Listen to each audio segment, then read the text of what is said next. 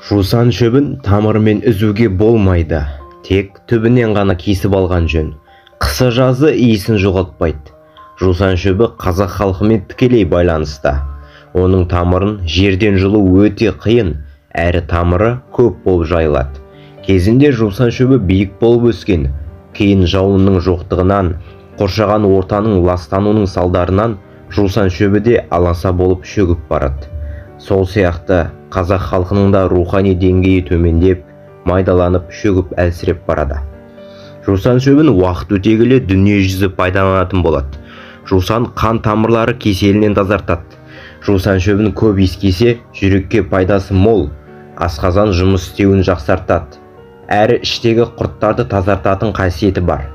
Тарихта Қыпшақ Сарыханұлы Артық батыр кезінде 45 мың сарбазбен Грузияға барып көмек берген екен. Грузия патшасы Дәуіт Қыпшақ Сарыханнан көмек сұраған. Сонда осы Артық батырды 45 мың сарбазбен қосып жіберген.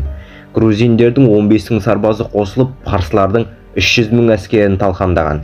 Дәуіт патша қазақ жерінен барған сарбаздарға шырайлы жерін беріп, бар жағдайын жасаған.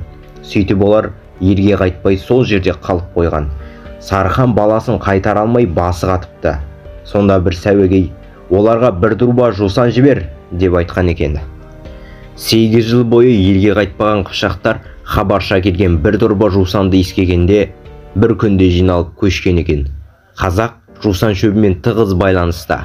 Жусан шөбіне жуынып, бойдағы сасық иістен тазаруға болады.